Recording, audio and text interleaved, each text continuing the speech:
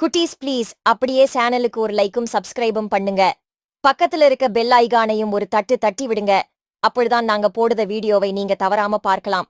வாங்க கதைக்குள்ள போகலாம். ஒரு காட்டில் டிங்கி என்ற யானையோட குடும்பம் வாழ்ந்து வந்தது.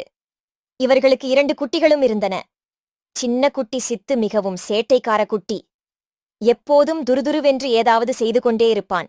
ஒரு நாள் ஆற்றில் டிங்கி தன் குட்டிகளுடன் குளிக்கச் சென்றது.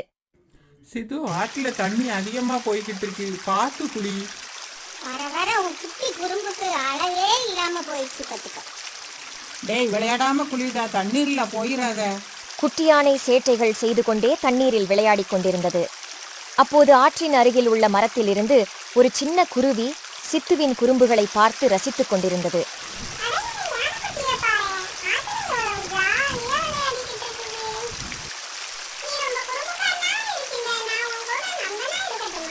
என்னது, என் கூட நட்பா இருக்கணுமா? நான் நிலத்துல வாழும் உயிரினங்களிலேயே மிக பெரிய விலங்கு நான் தான். இது தெரியுமா உனக்கு? நீ எவ்வளவு சிறிய குருவி, நீ எப்படி எனக்கு நண்பனா இருக்க முடியும்? இதை கேட்ட குருவி கவலையுடன் பறந்து போய்விட்டது. சித்து ஆற்றில் நன்றாக குளித்துவிட்டு பெற்றோருடன் வீட்டிற்கு புறப்பட்டனர். போகின்ற வழியில் சித்து ஒரு கரும்பு தோட்டத்தை பார்த்துவிட்டது. சித்து அப்பா அம்மாவுடன் செல்லாமல் மெல்ல கரும்பு தோட்டத்திற்குள் ஒளிந்து கொண்டான். பெற்றோர் கொஞ்ச தூரம் சென்றவுடன் ஜாலியாக கரும்புகளை சாப்பிட ஆரம்பித்தான். வாவ், எவ்வளவு இனிப்பாக இருக்கின்றது! நினைத்துக்கொண்டே கரும்பை நன்றாக சாப்பிட்டது. அப்போதுதான் வேட்டைக்காரர்கள் துப்பாக்கி சுடும் சத்தம் கேட்டது. அதை கேட்ட சித்து, ஐயோ, வேட்டைக்காரர்கள் வருகின்றார்களே, நான் எப்படி தப்பிப்பேன் என்று கூறிக்கொண்டே தோட்டத்தை விட்டு வெளியில் ஓடத் துவங்கியது. ஆனால் பாவம், சித்துவுக்கு கரும்பு தோட்டத்தை விட்டு வெளியில் வந்து எங்கு செல்லுவது என்று புரியவில்லை. அம்மா, அம்மா, அப்பா என்று அழுது கொண்டே கூப்பிட்டது. ஆனால் யாருமே வரவில்லை, அழுது கொண்டே இருந்தது.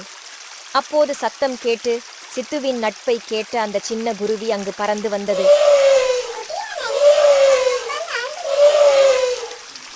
எங்க அப்பாவையும் அம்மாவையும் காணோம், நீ எப்படி இங்க வந்த?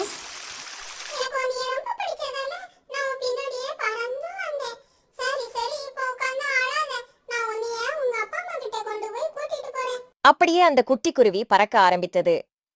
அப்படியே சித்துவும் கீழே அதன் கூடவே ஓட்டமும் நடையுமாக கூடவே செல்ல ஆரம்பித்தது. அப்படியே சென்று சித்துவின் பெற்றோரின் இருப்பிடத்தை அடைந்தார்கள். தங்கள் குட்டி சித்துவை பார்த்த பெற்றோர் மிகவும் மகிழ்ச்சியடைந்தனர். சித்துவும் குட்டி குருவிக்கு நன்றி கூறியது. சின்ன குருவியின் நட்பையும் குறும்பு சித்து ஏற்றுக்கொண்டான். அப்படியே இருவரும் அந்த காட்டையே ஒரு கலக்கு கலக்கினர். ஆபத்து நேரத்தில் உதவி செய்பவனே உண்மையான நண்பர் என்று பெற்றோர் சித்துவிடம் கூறினர்.